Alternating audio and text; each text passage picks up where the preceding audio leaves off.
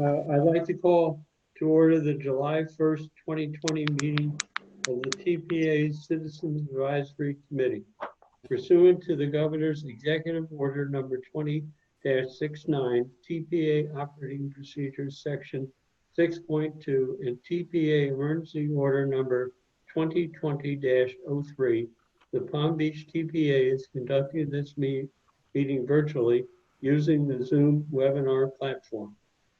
The TPA selected this platform because it does not require the public to purchase or download any additional software or equipment to attend this meeting.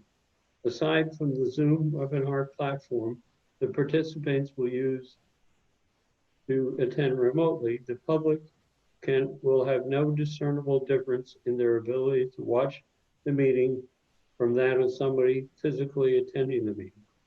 Instruction to join this virtual meeting, as well as contact information for a TPA staff member to assist you, are provided in the published meeting agenda.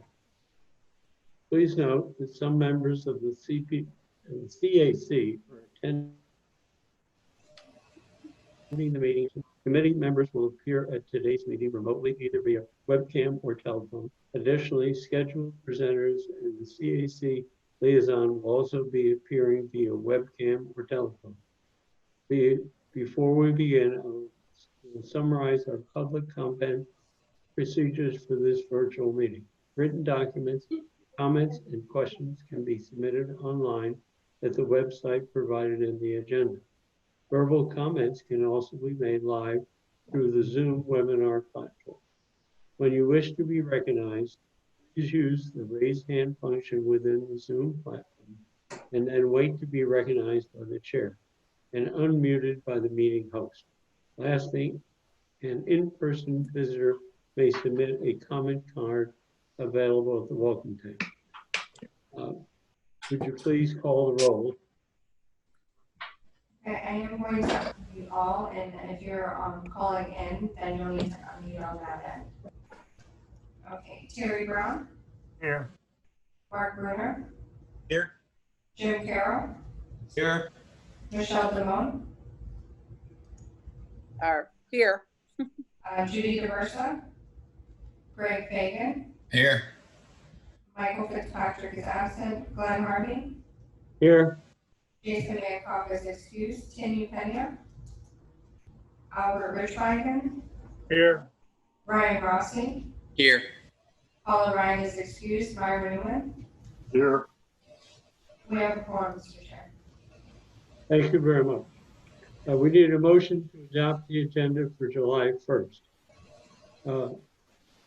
Mr. Chair, So moved. I'm sorry. Second. Motion, I did have a comment. We did send an amended agenda and we posted it to our website. We were requesting for information item 3A, Atlantic Avenue from Florida Turnpike to Jog Road, PD&E study, a presentation on that. Motion to amend the agenda. We need a second. Mark? I'll second it for you. Sure. Any discussion? All in favor, please say aye. Aye. Opposed, say nay. It passes. We need to motion to approve minutes for June 3rd of 2020. Are there any changes to the minutes? If not, can I have a motion to adopt the minutes as presented?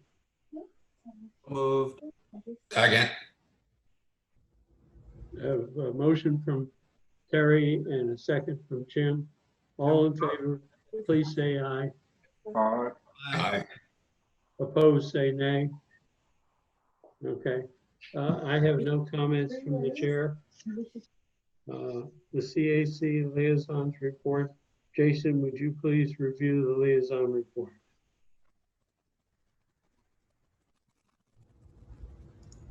Sure. Good afternoon, everyone. So the first item for the Citizen Advisory Liaison Report is the TPA has two general planning contracts out on our website. That's at palmbeachtpa.org/business.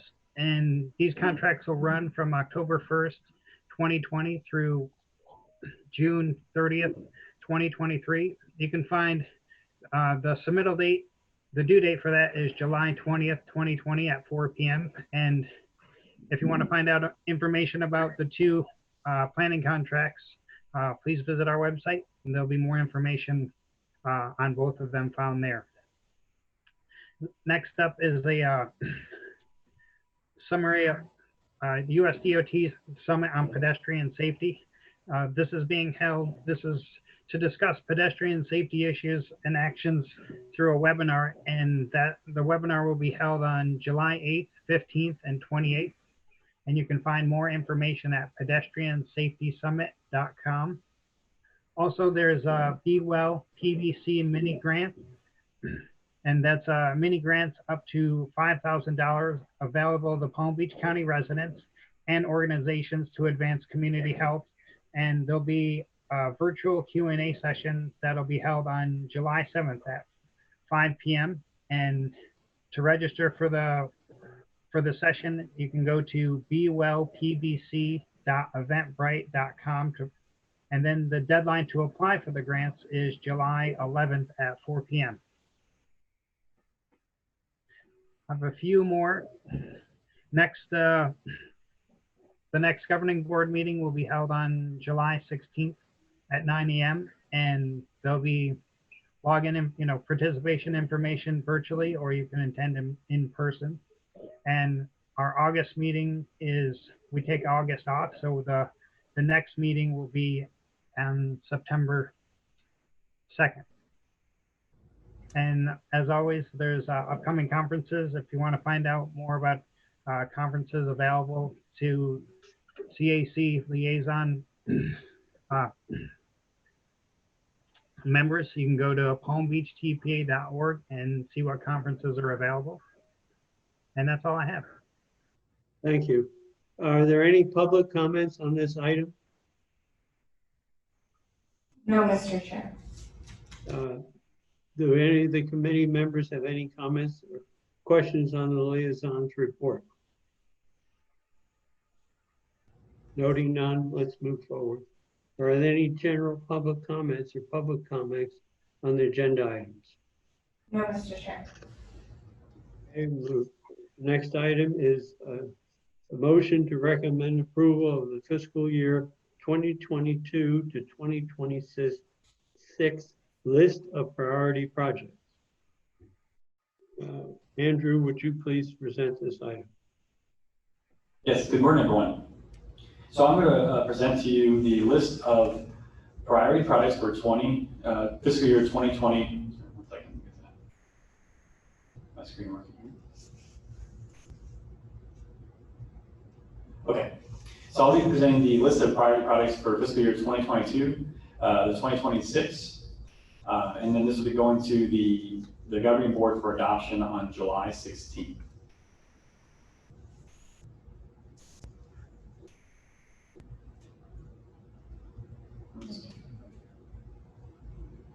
Okay, to rehash our mission statement is to collaboratively plan, prioritize, and fund the transportation system.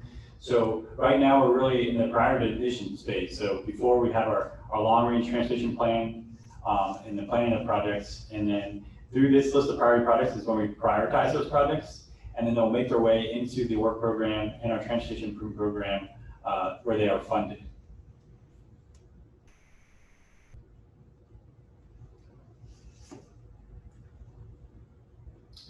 So I'm just going to go through a timeline that you've all seen numerous times, but this is the updated one for fiscal year 22 to 2026 Transportation Improvement Program. So today is July 1st, which is the start of the new fiscal year, state fiscal year. So we're now operating under the fiscal year 2021 to 2025 Transportation Improvement Program that we adopted last month. So what we're talking about today is a year from now for the 2022 to 2026 tip. And that all starts with the list of priority products is what you see here before you today. And then that list is then given to FDOT, and they look at financial projections, and they look at the feasibility, and they mix it into their draft tentative work program in the summer and fall of 2020. And then that list, that work program is reviewed by the TPA committees and the board, in December of 2020. And then next year in May, there's a draft of the work program comes out, and that's how we build our transportation improvement program. And then that's reviewed in May, and then we have a final adoption in June. And then we'll be operating under that new tip starting July 1st, as I mentioned. So this is the start of really this long process that we have towards building next year's transportation improvement program. So the list that you see before you today includes products that you've all seen in previous prior lists, with the addition of new products at the end of the lists. And this is really what we try to get prioritized for the next 5 years. So this is one of the most important steps of the process.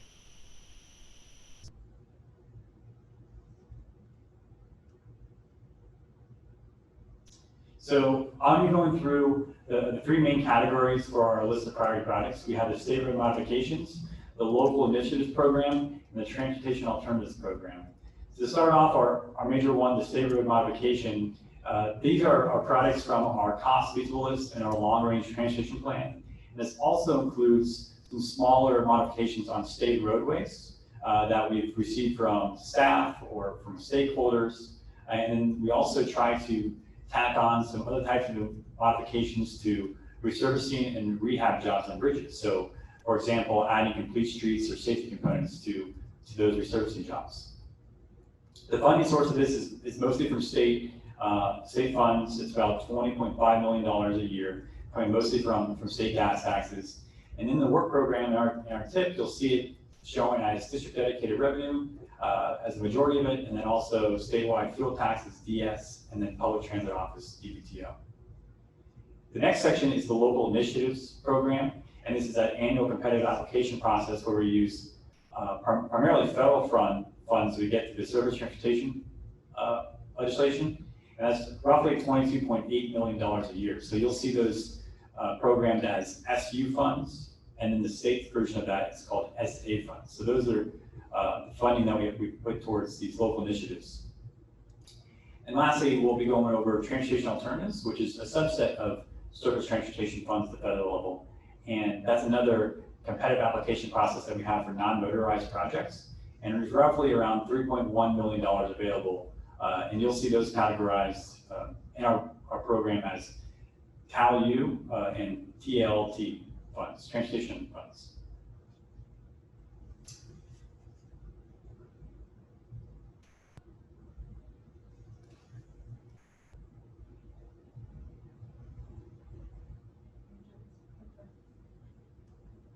One second. Okay, so first I'll be going through the state road modifications briefly. So the first one we have on our list is US 1 from Alomar Road to Okeechobee Boulevard. And this project is a little bit of an update from the packet that you've seen. Staff is recommending deletion of this project. So for those unfamiliar, this is a stretch of US 1 just south of Okeechobee in West Palm Beach. And so the original scope of this project was to, as a lane repurposing, so to go from 4 lanes to 3 lanes in this section. FDOT does not support, this is the FI roadway, they have come back recently and do not support the lane reduction to 3 lanes. And then working with West Palm Beach, right now, West Palm Beach is not wanting to keep it as a 4 lane. So for the time being, this project is going to be deleted. We recommend deletion of this project from the work program, from our prior list. And then once the scope is finalized and agreed upon by FDOT and West Palm Beach, they can come back in a later year to prioritize that project. So that one we're recommending deletion at this time. The next one is a series of products on US 1. The major line item for this one is called US 1 Enhanced Transit and Multimodal Facilities. So on the packet, you'll see the list of priority products showing under these, and that includes multiple projects that have come about based on our US 1 multimodal corridor study, which we completed about 2 years ago. The first one is our recommendation to FDOT is to fund the transit shelters along US 1, premium transit shelters. The next one is to provide construction funding for lane repurposing in Boca Raton. And then for FDOT to also fund the design and construction, the preliminary engineering for the PE you see on the screen there. and construction funding for lane repurposing in West Palm Beach, and then also North Palm Beach. And then for us to conduct a feasibility study for a lane repurposing in Lake Worth Beach. And once that feasibility study is complete for Lake Worth Beach, then it can be approved by the city of Lake Worth Beach and FDOT potentially, and then that would go through the processes of getting design and construction funding if the feasibility is determined.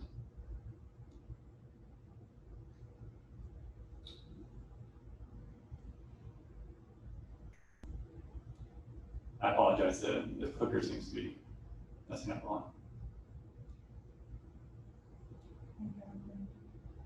Okay.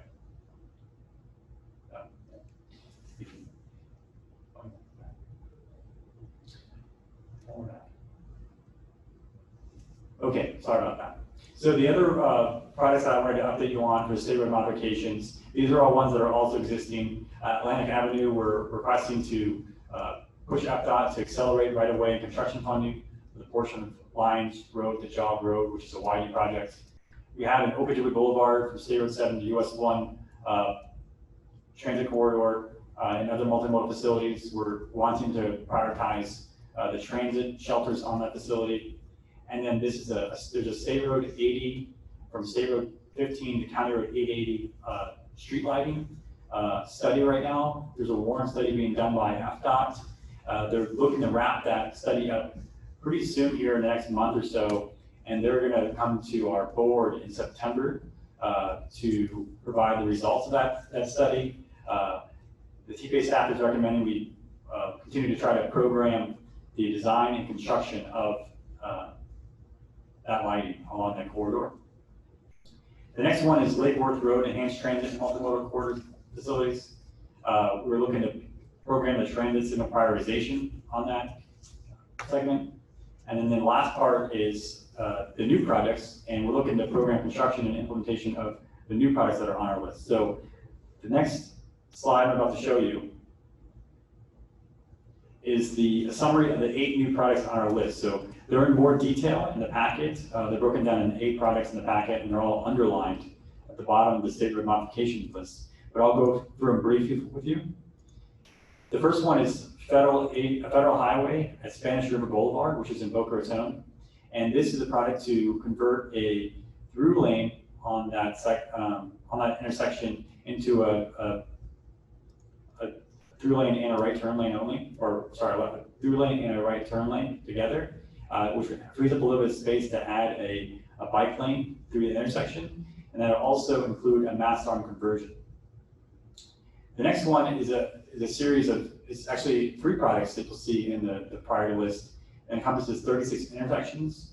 So our 2 main signal maintaining agencies in the county are Boca Raton and Palm Beach County. And they both requested to us to replace span wire systems with mast arms and steel string poles. So this will be upgrading and reinforcing their intersections with newer technology out there, and then also technology that is more resistant and resilient to storms.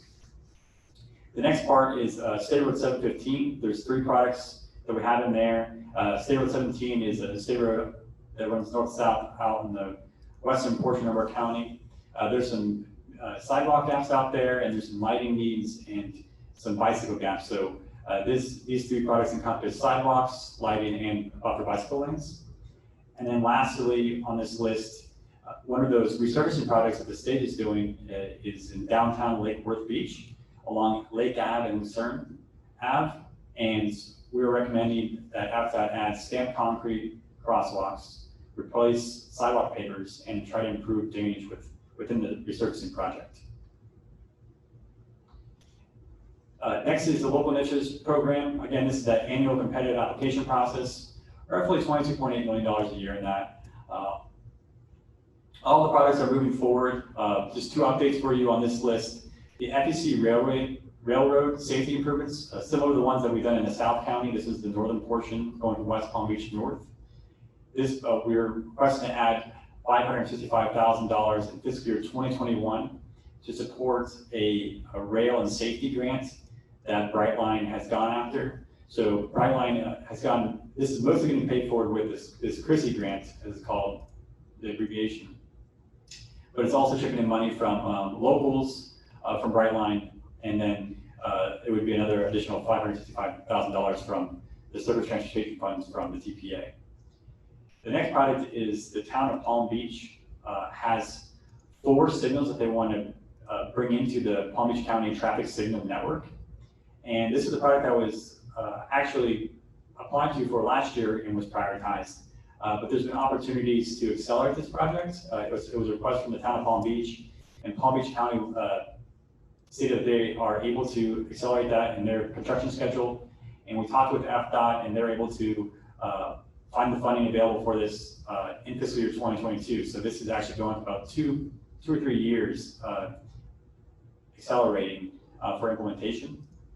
And then we have 5 new applications that we've had for this last round of local initiatives that's administered by TPA. 4 prioritized, and then we have 1 that was ineligible. So these are the 5 products on your screen that we have the applications for. And I'm just going to go through them briefly. The first one is Palm Train electric buses. So we have a goal at TPA to move towards entire fleet of electric buses in the long term as a goal for our long-range transportation plan. This is also the goal for Palm Train.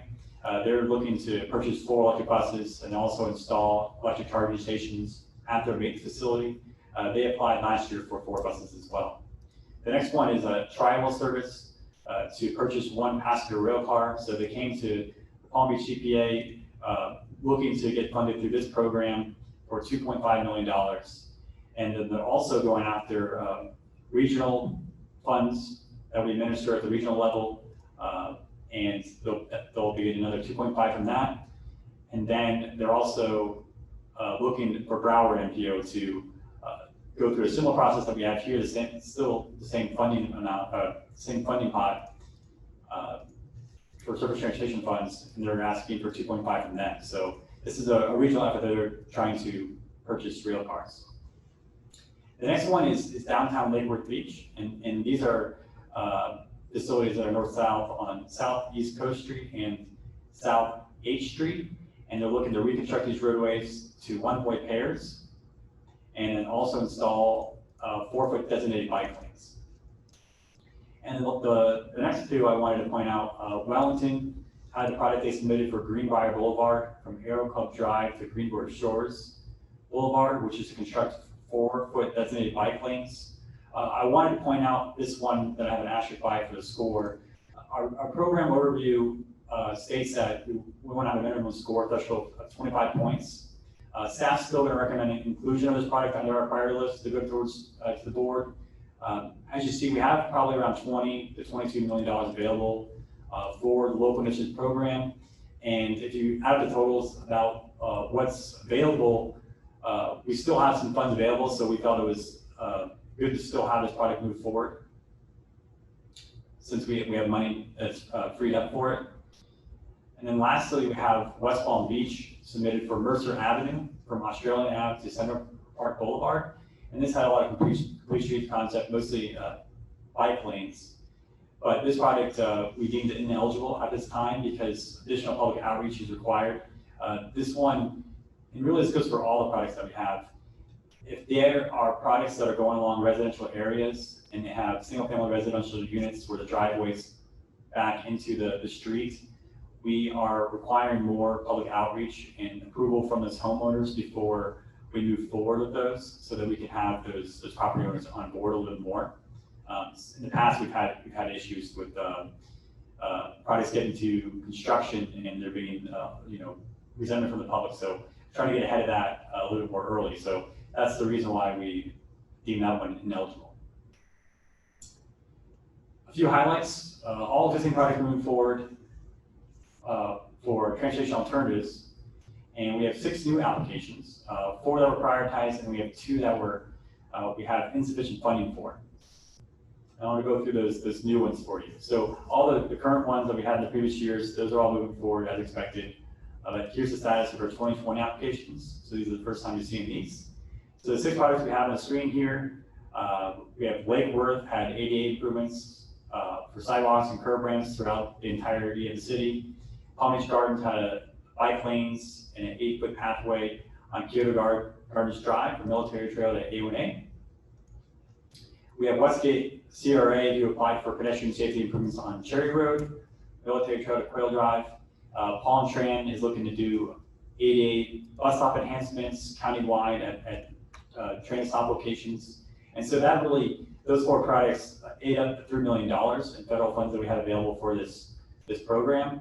The next 2 did score, above the threshold, but we didn't have funding available, so there's insufficient funding. That was C2 Canal Shared Use Pathway in Wellington, and then also ADA improvements, including sidewalks and curb ramps throughout residential neighborhoods in Village of Royal Palm Beach.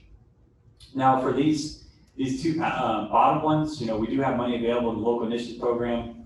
If you all were interested, we could look into to try and get those funded in the local initiatives program. Obviously, there's some eligibility determinations to be met there, so we have to work with AFDOT on that, and the timing of these would be delayed by about 2 years. But there may be opportunity to get them funded still if that was the will of the committees and the board. And that's all I have for you. Thank you. Thank you. Any questions? Are there any public comments at this time? Mr. Chair, I have no public comments on this item. All right. Need a motion to recommend adoption of fiscal 22-26 list of priority projects, and then I will open the floor to discussions.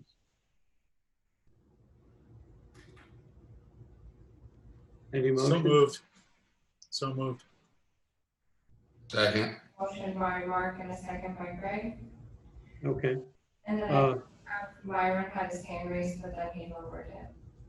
All right. Okay. Is there discussion on this item?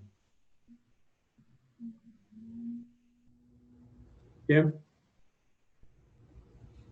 No. Nothing from me, thank you. Okay. Myron has his hand raised again. Mr. Chair. May I speak? Please. I raised my hand. I didn't know that I hadn't been called on, but I was a little confused by the presentation in the text.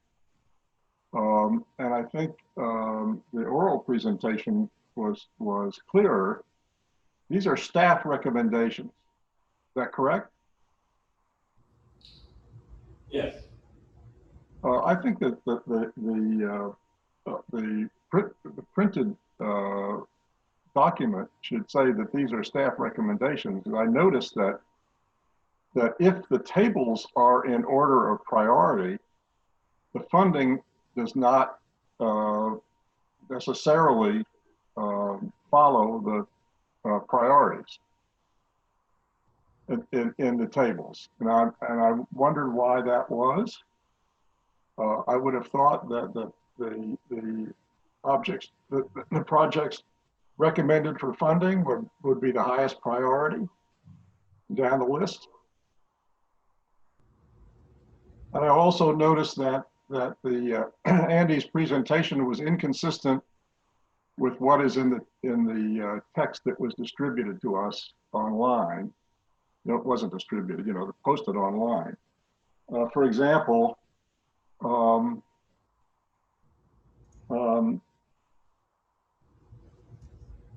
Andy's presentation omitted State Road 7 as a recommendation. Is that the staff's intention? Because the text that you distributed said the TPA, and it's actually the staff recommends that TPA request that State Road 7 widening and extension projects that FDOT work to restore the permits and construct the projects. So that was left off of Andy's thing, and I wonder if that's on purpose and why. Hey, Martin, this is Andrew. Yes, I can respond to that. The presentation that I gave focuses only on the ones that were ones that are needs, so ones that are unfunded. or substantial changes to previous priorities. So since the State Road 7 one, and what he's referring to is it is the first one on our list of priority products for state road modifications. It's the first two lines. And so since those were fully funded, I didn't provide that request in the presentation I gave as a slide. So the slides were really meant to focus on the ones that had some changes and things that you guys would not have seen in the past.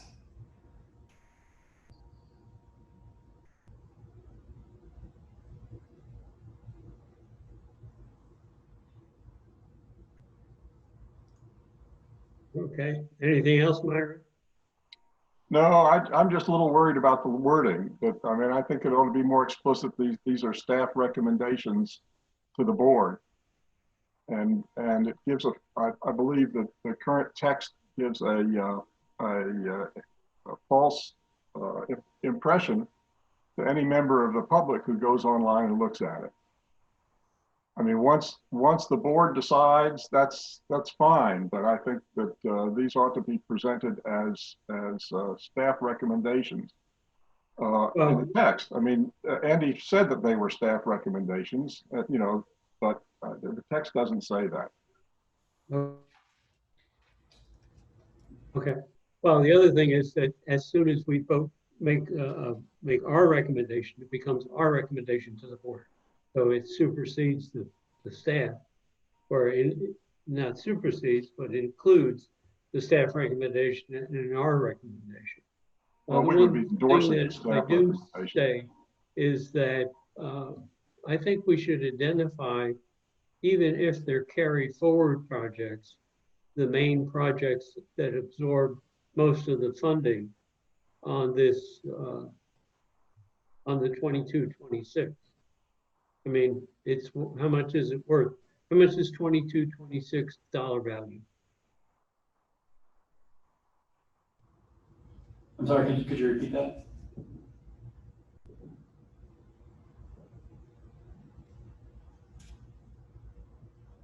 Glenn, can you hear us? Glenn, can you hear us? What? I didn't hear the answer. I'm sorry, we were asking for you to repeat the question, but it seemed there was a glitch for a second. Oh, the question was, what is the total dollar value of the 2022-26 tip? And how many dollars did Andrew identify in his presentation?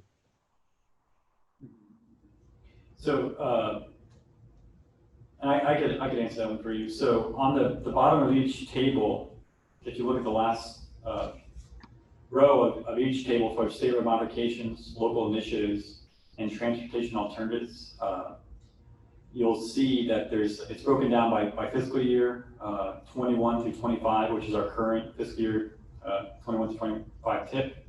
And then we have a requested TPA funds column. So in totality, if you include the ones that have already been already programmed, or already phases that are already complete, all the way to already programmed and then requested, we have 404 million for state road modifications. But I guess the column that you would want to focus on is called requested TPA funds. So we have $116 million in our request to add to the work program that have not been programmed yet for state road modifications. Okay. All right. And then the same could be done for local initiatives and transportation alternatives. I mean, I think this is the point I was trying to make. The projects in the list add up to a lot more money than is actually available. Yes. And so the staff is making a recommendation to the board that among all the priority projects, these are the ones we think should be funded. And that is not explicit. I think, you know, we really have to be a little more explicit about that. So the board can say, well, you know, okay, we don't have enough funding, and maybe I like this project better than that project, or something like that. You know, that which is the board's responsibility. And so I think we need to that needs to be rewritten so that it's explicit that the total projects in the priority list add up to so-and-so. This is the amount of money we think we have available. The staff recommends that from the long list, the board choose these and recommend that to the respective performing agencies that they do these things. That would be clear, and it would make a lot more sense from a decision-making point of view when presented to the board, because I'm not sure they understand this either, much less the public. So I really would, you know, it's late in the game, but I would really urge at least the summary be rewritten to be explicit in that way.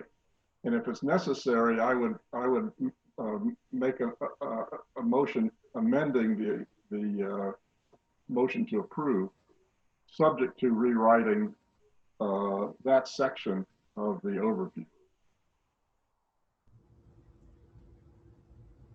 I don't think it's necessary for me to make a motion like that, because I think Andy understands what I'm trying to get at. And I don't want to, my purpose is not to embarrass anybody. It's to make sure that the public and the board understands what's going on here.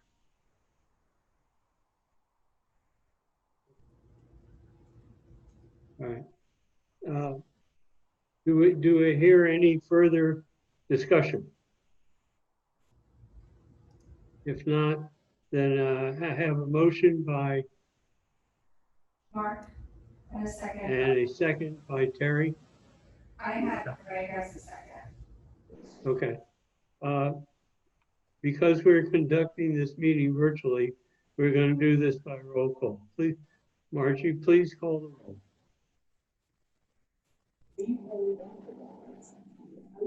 Okay, I have unmuted all, and it may prompt you on your end as well. Terry Brown, Yes. Mark Bruner, Aye. Jim Carroll, Aye. Michelle DeMone, Aye. Judy DeVers is absent, Greg Fagan, Yes. Glenn Harvey, Yes. Albert Ridgewagon, Yes. Ryan Rossi, Yes. Meyer Newman, No. Mr. Chairman, I request that the minutes reflect that my no vote is because I did not get a positive response from staff about rewriting the summary as I suggested. Because I think otherwise the summary is misleading. I will ensure that the minutes reflect the chair, and just for the record, it was passed 8-1. Okay. Moving on, the next motion is to adopt, to recommend approval of the TPA's fiscal 21 strategic plan. The TPA established a strategic plan in 2016 to guide its conduct for the upcoming 12-month period based on a state fiscal year. Each year, the TPA reviews prior year performance, then updates the plan to identify strategic and relevant actions that advance the TPA's mission and vision. Strategic Plan Steering Committee, comprised of 7 TPA board members, met on June 22nd, 2020, to review the agency's performance for fiscal year 20 and recommend updates for fiscal year 21. The TPA staff will highlight significant events in fiscal year 20 and review proposed updates for the attached fiscal 21 strategic plan. Valerie, would you please present this item?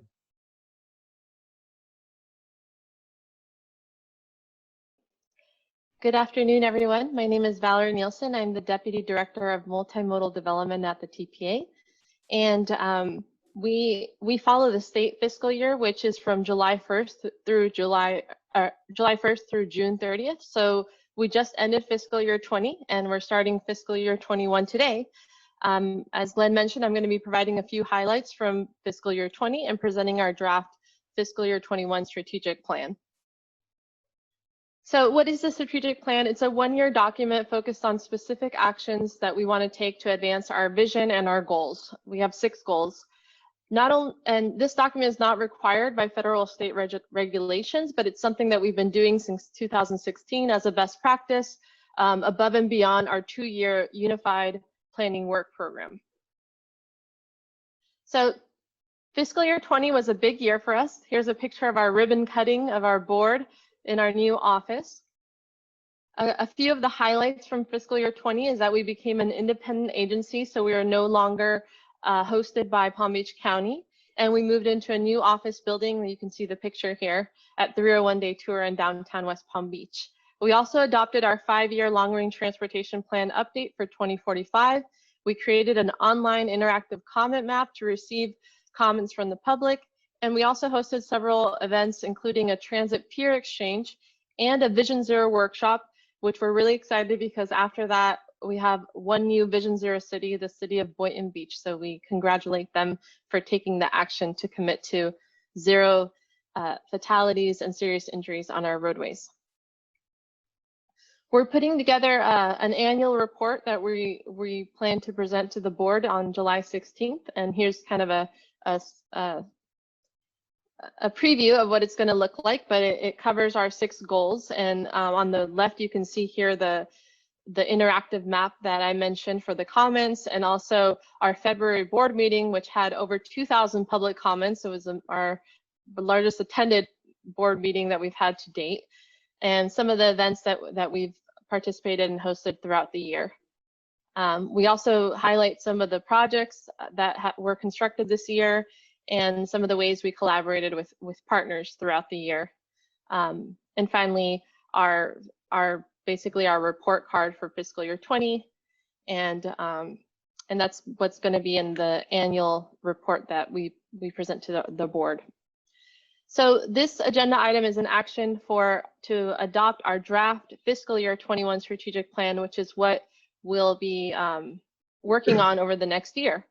As Glenn mentioned, so our board in May created a subcommittee with 7 members of the board, and they met on June 22nd to review the progress of the fiscal year 2020 strategic plan, and also recommended updates and revisions to the fiscal year 21 strategic plan, which is what I'm going to review for you today.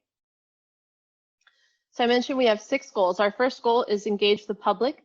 And I'm on the screen, you'll see highlighted in red the boxes of what is changing. So on action A, 1A, we had last year our action was to create an interactive comment map. Well, we created that. So now our new action is to promote the interactive comment map, and our goal is to have 500 comments by June of next year. We also changed the language a little bit on action 1C.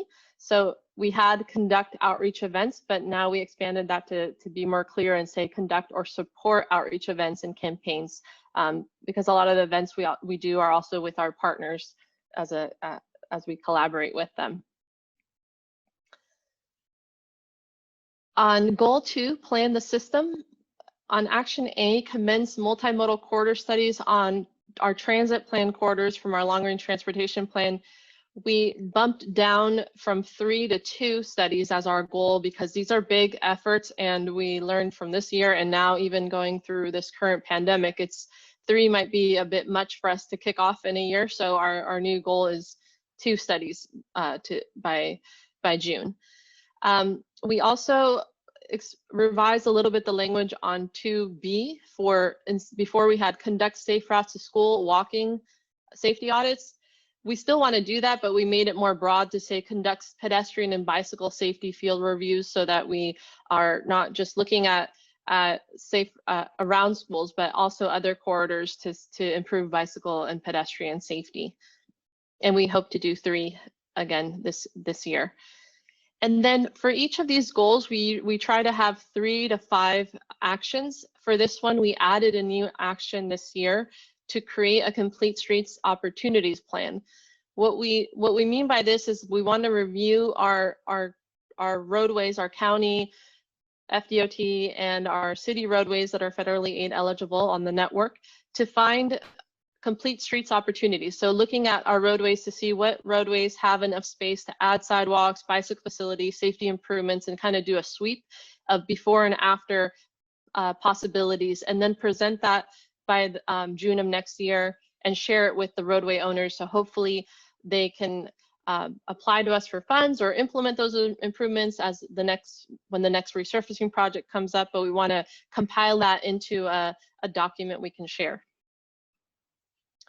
For goal 3, prioritize funding, we revised the language under action D to say identify safety projects within our priority list instead of create a new safety projects, because we realized several of the projects in our priority list are safety improvements. So we wanted to highlight those projects, to highlight what projects we're prioritizing that are really going to improve safety. For goal 4, and this was a request from the board, we had previously review upcoming FDOT, county, and city projects to ensure that they're advancing our priorities and basically provide them feedback on how they can improve those projects and hopefully improve safety and bicycle facilities when they're doing projects.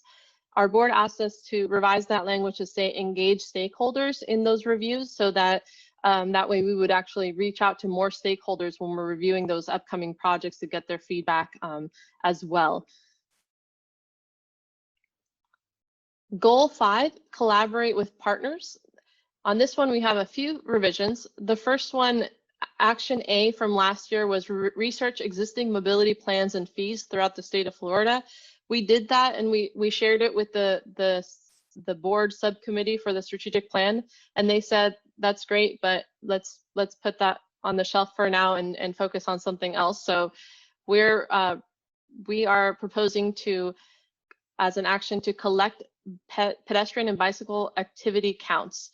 And we're actually at 12 locations, and we're actually working with Palm Beach County Engineering on this because they have, some of their intersections have new cameras which have a technology that can count 24/7 bicyclists and pedestrians within the roadway, crossing the road, or in the bicycle in the roadway and the bicycle lane.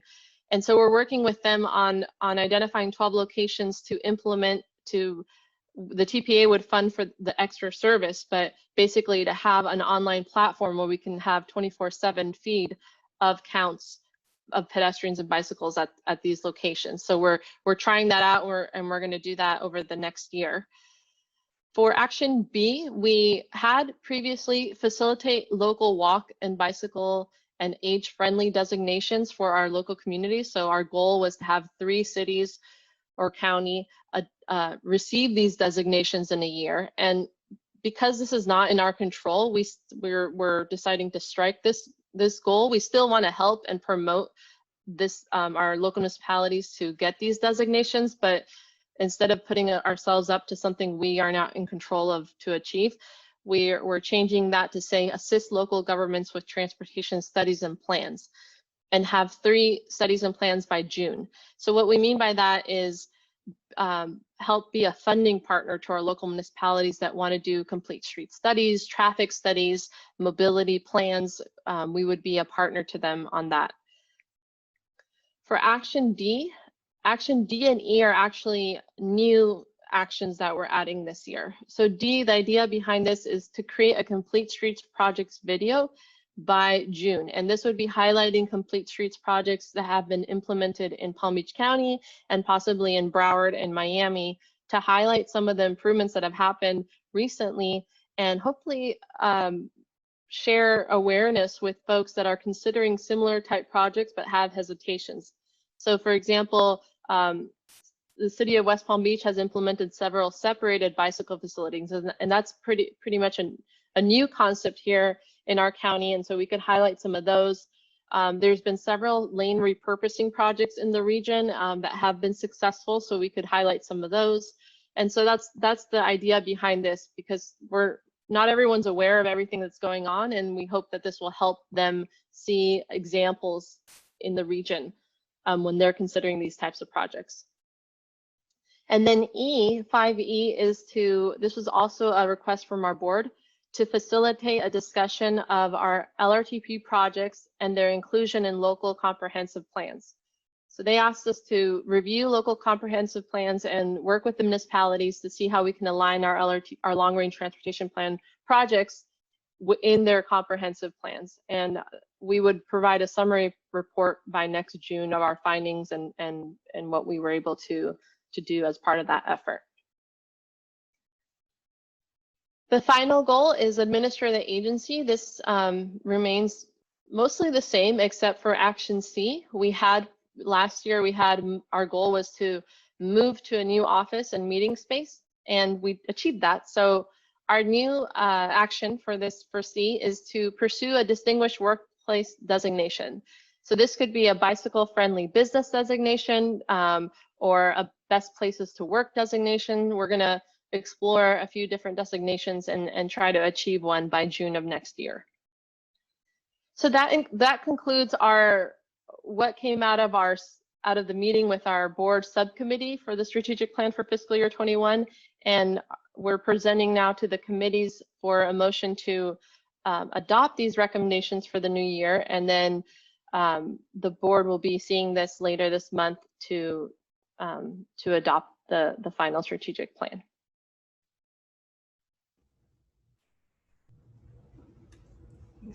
You're muted. I'm gonna mute you.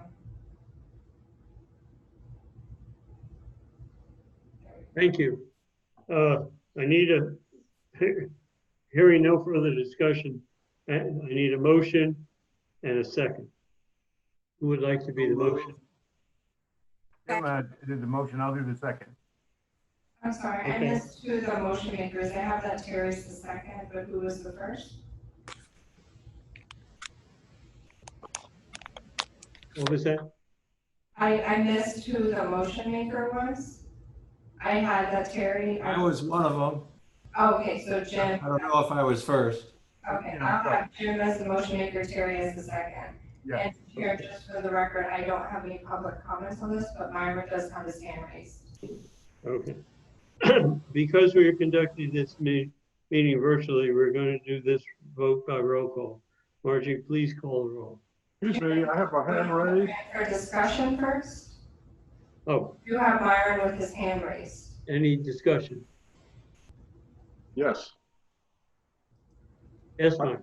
I thought it was very interesting, and there's one thing that stood out for me, and that is 5E, which is a discussion, initiate discussions of the relationship between the long-range transportation plan and local comprehensive plans. And the question is, which should be consistent with which? And I look forward to that discussion. Anybody have any comment on that? Okay. Any other discussion? If none, let's proceed with the vote.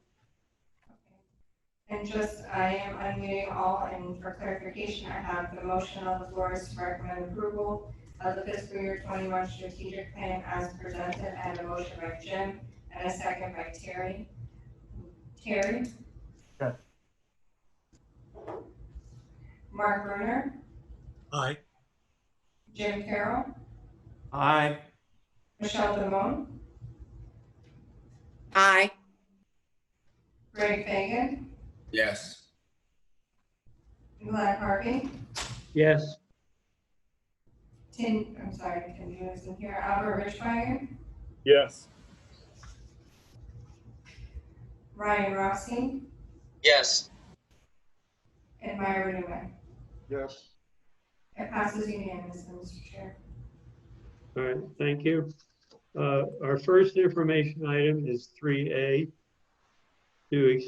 to expand Atlantic Avenue from Florida's Turnpike to Jive Road for project development and environmental study. FDOT staff will present the beginning stages of the Atlantic Avenue from Florida's Turnpike to Jive Road PD&E study covering the purpose and the evaluation process and upcoming project schedule. The DERA presentation is attached. Alexander Estra, would you please present this item? Thank you. My name is Alexander Estrada. I'm from FDOT District 4 in design office. So what we're going to present here today is the PD&E study that we started in March of this year. The PD&E study goes on Atlantic Avenue from Turnpike to Jog Road. So as you know, in this area, there is a lot of congestion. We see capacity needs, a lot of delays. So we're looking into widening this section from existing 4 lanes divided to 6 lanes. So the current schedule is we started the PD&E this year, 2020. The design is scheduled for 2022. The right-of-way acquisition for 2024, and the construction is currently unfunded candidate item for 2027. I will let Rudy from Scalar continue the presentation, and we'll open up to questions at the end. Thank you. Good afternoon. Hi, I'm Rudy Gutmurray. I'm the consultant project manager. Just want to give you a little update on the project. Our outline is just to introduce project, discuss purpose and need, look at some of the characteristics, and talk about the project schedule that is currently planned for the project. Why are we here? Basically to give update to the board, CAC, TAC, that this study has started. We want to give you some information, and most important thing, get your input as we move, we made some progress throughout the study. As a PD&E study, the main components are engineering analysis. We're going to look at all the engineering data, evaluate alternatives, then evaluate environmental impacts because of the proposed action, whether we're going to widen it, modify, add lanes, and then continue to do public involvement throughout the life of the project, and continue the public involvement that we're going to do through the PD&E. As the project gets transferred to the design, the public involvement, agency coordination will continue until the project is built. So as a part of our PD&E public involvement, public engagement process, we're going to conduct an alternatives workshop sometime in spring of 2021, and then a public hearing in December 2021. What you see here is a general PD&E process flowchart. Once the planning is done, we come to the stage where we are now, which is a PD&E phase. It's going to last for approximately 2 years. Once the PD&E is done and the project is approved, it will move to the design phase, right of way, and eventually to the construction. So here is the project location map. As you can see, the project limit starts at the Turnpike along Atlantic Avenue up to Jog Road. The Jog Road intersection is included as a part of this project.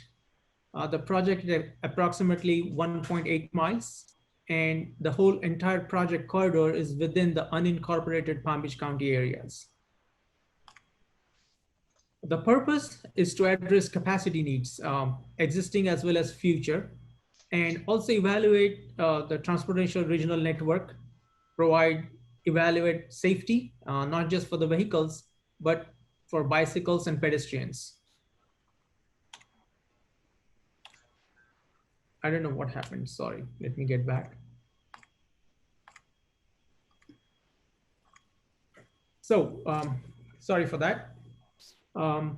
As we know, currently the project is identified in Palm Beach TPA 2040 as well as 2040 for LRTP.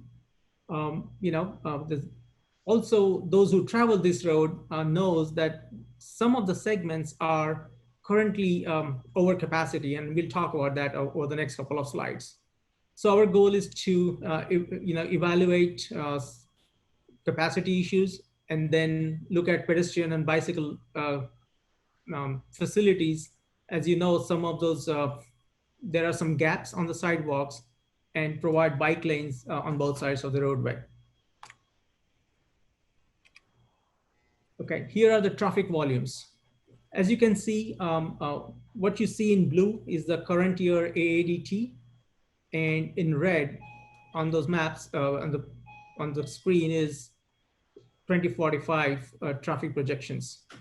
As you can see, even for the current, there are some segments, they are over capacity for an existing 4-lane segment. So we're going to evaluate widening, adding more capacity. Also, along Atlantic Avenue, there is a heavy truck volume because this corridor basically connects to Turnpike on the west and I-95 on the east. So it's a major east-west corridor. So as a part of the project, we're going to evaluate adding capacity, potential widening from 4 to 6 lanes. We're going to look at enhancing safety, look at multimodal accommodation, providing continuous bike lanes and pedestrian facilities such as sidewalks. There are certain considerations for the project. The right-of-way, in some areas, right-of-way is very limited. So we may have some right-of-way impacts. There's a Lakewood Drainage District Canal on the south side, several utilities, as well as some noise impacts. So all this will be evaluated as a part of the PD&E study. The proposed typical section, as we looking at right now, is a 6-lane urban typical section with 11-foot lanes, 22-foot wide median, 7-foot buffered bike lanes on both sides of the roadway, as well as 6-foot sidewalks. From the alignments alternatives, we're going to look at southern alignment, which means we are looking at widening to the south, because as I discussed, there's a limited right-of-way. So in order to accommodate this future typical section that you're looking at, we will need to acquire some right-of-way, and southern alignment seems to be the most feasible so far. We are also going to evaluate a best fit. What that means is our goal is to minimize or avoid the impacts. And if we cannot avoid the impacts, we want to minimize the right-of-way impacts and as well as other along the corridor. Public involvement is a critical part of the project, and that's why we are here today. Meet with all the agencies, provide project progress, and get input that could be included into further engineering analysis as the project moves forward. We also have a project website, which is now active. So if you have any comments, you want to look at some more information on the project, this link that's provided below can be used.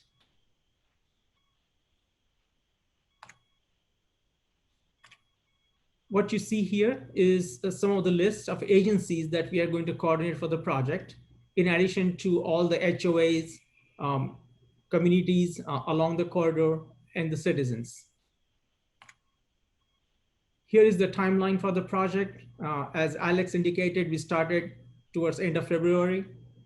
We are currently going through the data collection engineering analysis process.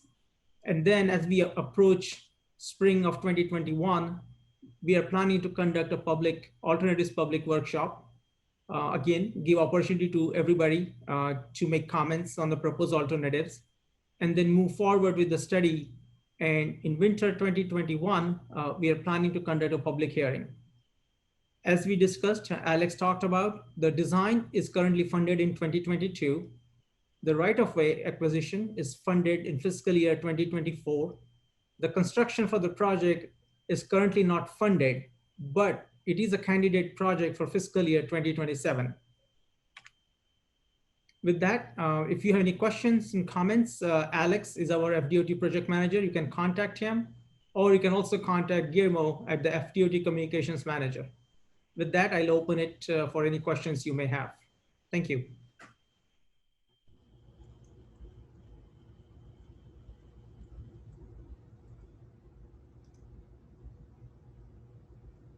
Okay, this was a information item. Are there any public comments for this item? No, Mr. Chair. Does any committee members have any comments about this project?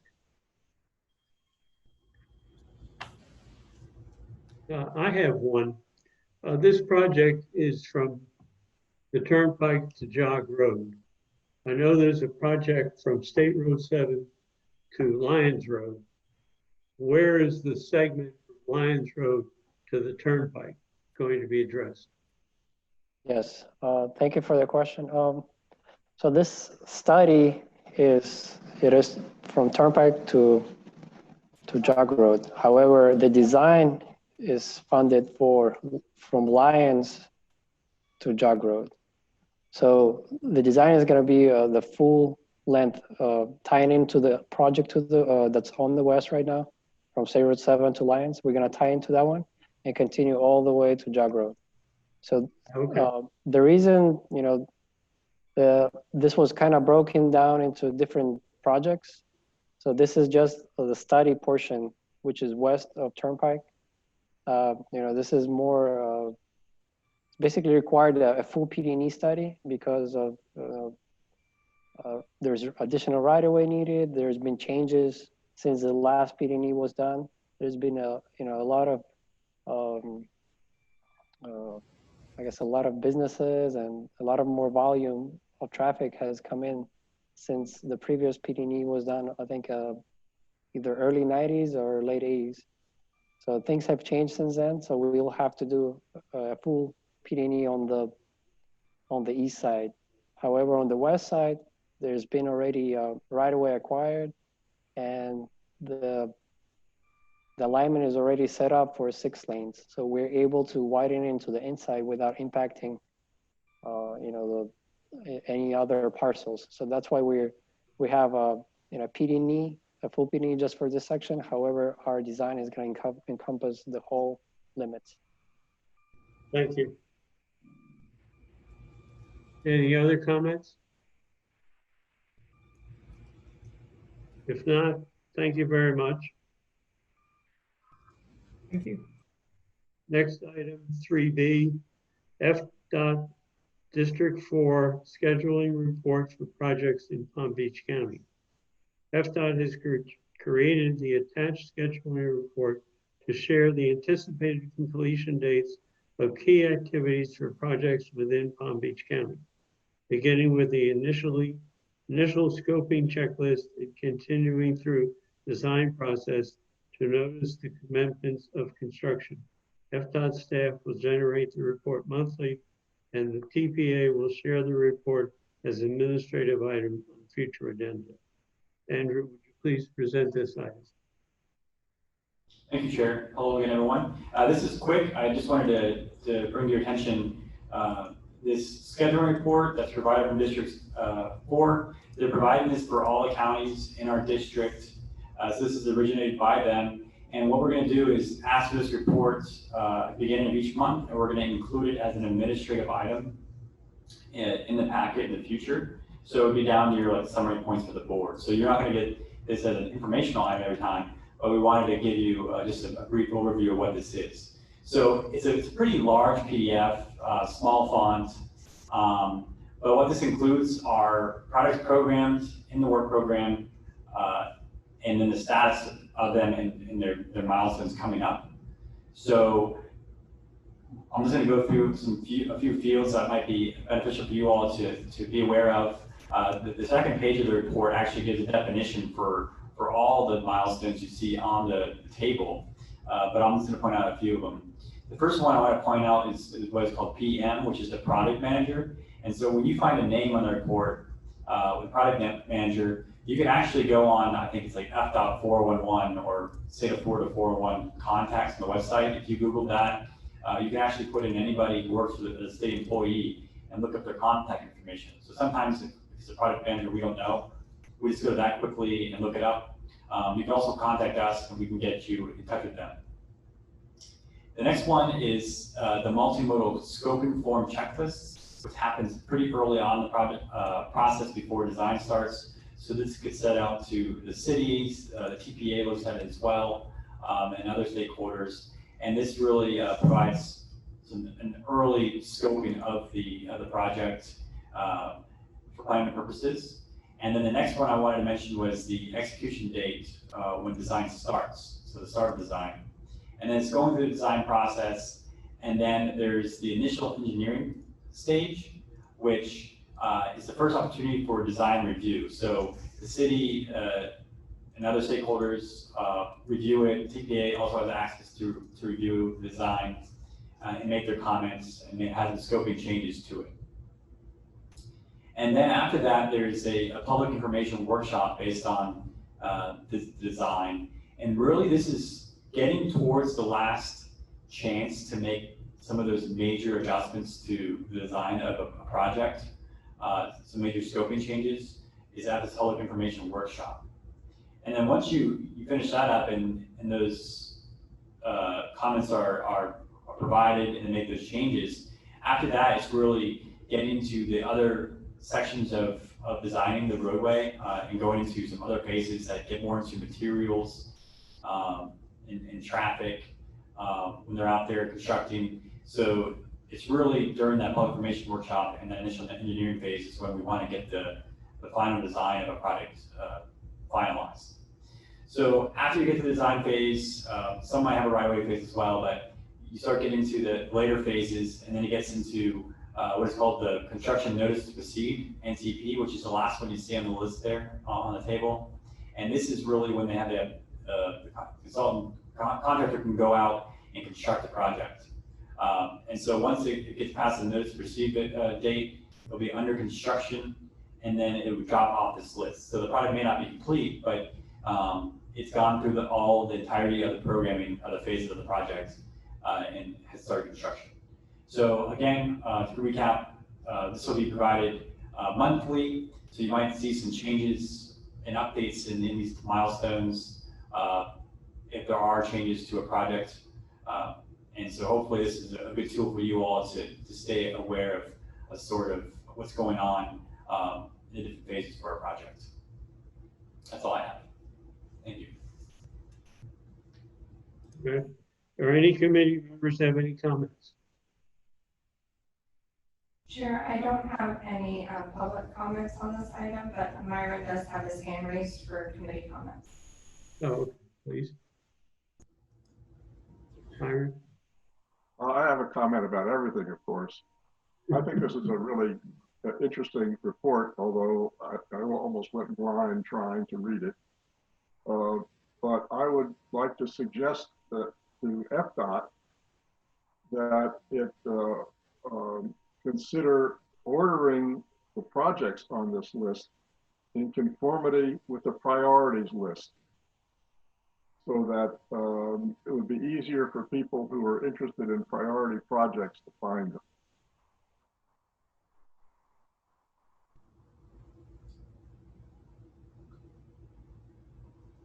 Okay.